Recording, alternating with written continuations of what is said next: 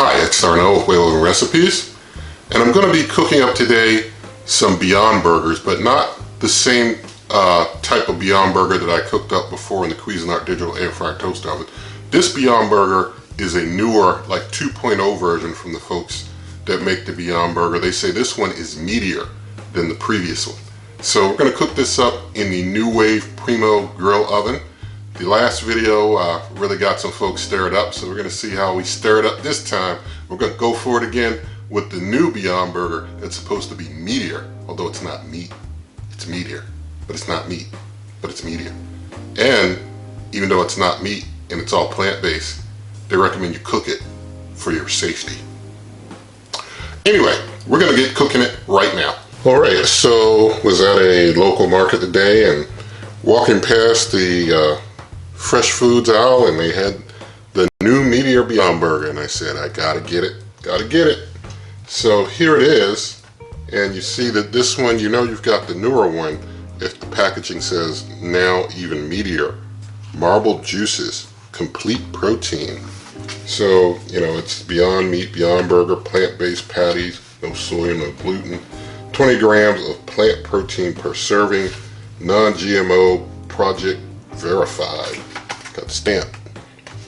So these you can see, if you remember from my previous Beyond Burger video, the older version, they were pinker than these to start. These are a little browner to start.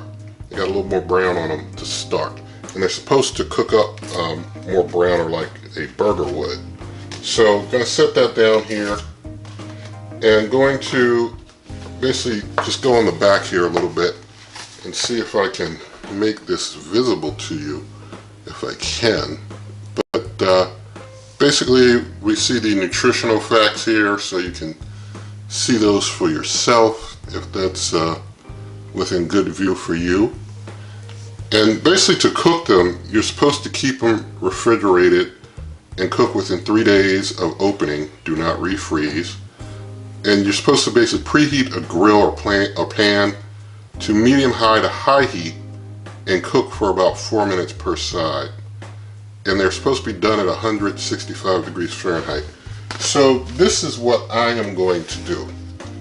I am going to, since I have the NuWave Primo Combo Grill Oven, I'm going to take advantage of its features in order to get this all set up. And so what I'm going to do, I'm going to, well, I've got the meat probe here, but I'm not going to use it just yet. I'm going to just kind of let it hang off the side for a moment. Just set it right there. Let it hang off the side. I'm going to preheat, and I'm going to cook this just like I would a regular burger. The last time in the Cuisinart Digital Air Fryer Toaster Oven, I went a little easy on that 1.0 burger, cooked it at a kind of a light temperature, went easy. But this time, we're going to treat it, you know, it's meatier. So we're going to treat it like meat. We're going to cook it at 400 degrees, the highest this thing can go. I could put the sear on, but I want to preheat because I want to heat it up just like a grill with a burger, a real meat burger, and cook it up. So cook, you know, turn it on. I'm going to cook it hot up to 400 degrees Fahrenheit. I'm going to set my probe. I'm going to do this as a probe cook. I'm not going to do 4 minutes each side. I'm going to do a probe cook so that I can get it to that perfect 165 degree temperature. So I'm setting the probe to 165. What I'm going to do, cook one side up to 135, flip it, and let it cook on the other side for the remaining 30 degrees to cook up both sides. So I've got 165, 400 degrees, and I'm preheating. So I hit the preheat and hit start. So I'm going to go ahead and let that start. While that is starting to run, I'm going to go ahead and start getting this burger prepared. I've got some Twisted Cube bent burger seasoning, which I used on the last ones.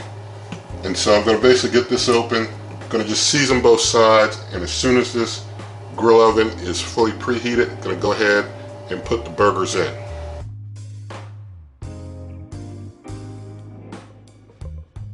Now as I'm preparing the burger, you might be able to see there, it looks like there's a little bit of pink on the paper, kind of like blood from meat, or is that like beet juice, or, you know, something plant-based to give that effect. Just gonna finish dressing this up. get it nice and seasoned. Alright, so just gonna let those sit there until the preheat's done. Alright, our preheat is done. Gonna get the lid off the NuWave Primo Grill Oven. I'm gonna slide my temperature probe into the hole here. I'm going to put my patties on and get the probe into one of them.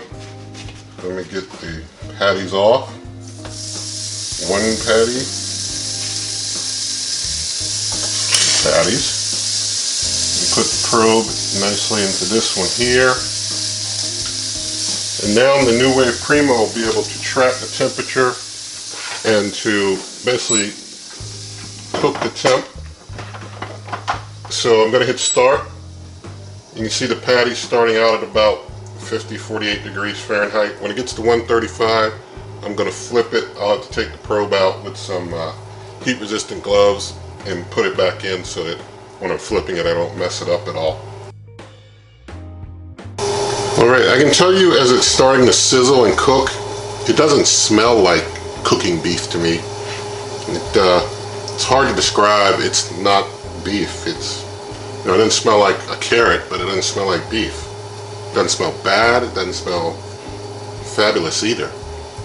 I think I do smell a little of my seasonings cooking. My seasonings smell good, but the plant meat itself doesn't smell like meat cooking. We'll see if it's going to taste like meat, but we'll let it continue to cook.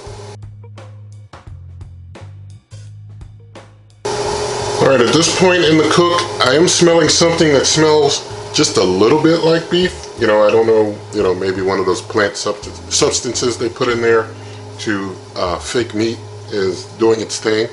But it smells a little like meat now, just a teeny tiny bit. And it does look like there's a little more juiciness on the burger as it's cooking than it did in the Cuisinart, but let's let this continue. Alright, we crossed 135. Just pausing the cook.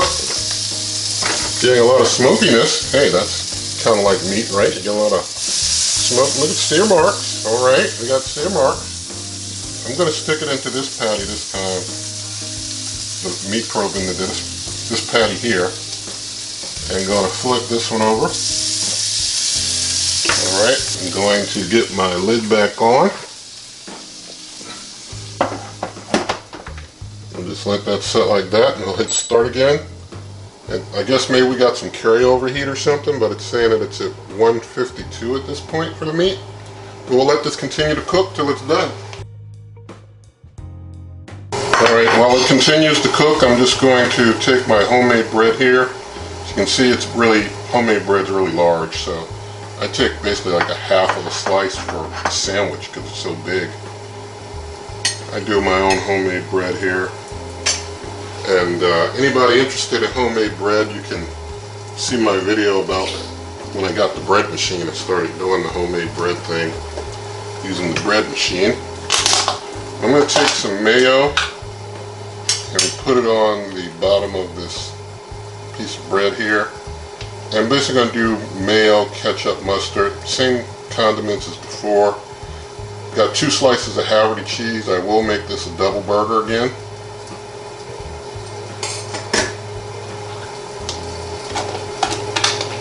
Things are almost done in there. And they are. And turn off. And get that off of there. Now at this point I'm going to just try and get my probe out of here, out of the way. And what I want to do with the probe out of the way, I'm just going to rest some cheese on top of each of them and just let that cheese melt down on them a little bit. So just going to cover them for a moment longer to let cheese melt. I am seeing a lot of, looks like a lot of, I guess it should be grease, but I guess it's like plant grease that's caused splatter. So I am seeing more juice splattering than I saw in the previous cook of a Beyond Burger. So they did do something with this one to make things juicier, and so we'll see if that's reflected in the actual taste when we taste test this, what will be a double Beyond Burger, and see how it compares to the last one that I had. I do see the cheese is starting to melt down a bit, pretty good. So I'm going to go ahead and get my lid off. And now I'm going to just take my burger patties. Number 1, set it on there. Number 2, set it right there. I'm going to take my ketchup, put some on top of it here.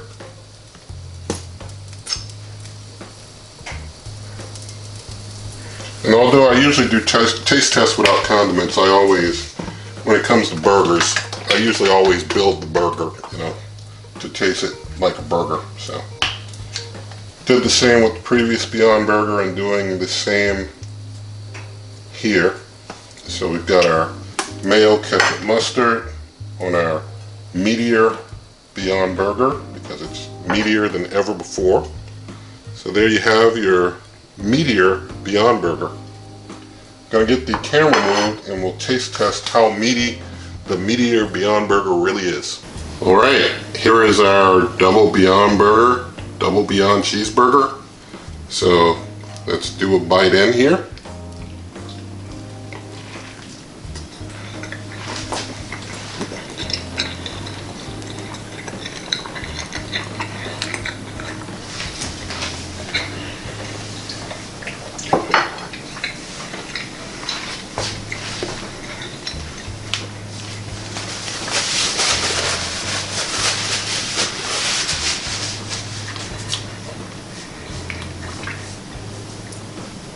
Alright, so this one, it does taste more like meat. It's not meat, but it tastes more like meat. It tastes like if you got a burger that really wasn't the best meat burger you had, but was kind of like a, you know, kind of mediocre type of burger, like you ate it and you were like, oh, it was okay. You know, that's pretty much how it tastes. It is closer to a burger. It's like not a good burger. You know, if you gave me this or even a McDonald's burger, I'd say the McDonald's burger is better. You know, any real meat burger is probably better than this. I mean, I can pop some out from frozen that are better than this in real meat, you know. But they did come closer in the 2.0 version than the 1.0. I do like this 2.0 burger better than the 1.0 burger. So, you know, that's the deal as far as my taste test of it. No, I don't eat these things every day or even every week. I like meat. So, you know, for the vegan game, it's better. It's closer. If somebody's, you know, trying not to do real meat and they wanted to do these Beyond Burger things, I think the 2.0 one will satisfy them more if they're desiring beef than the 1.0 burger would.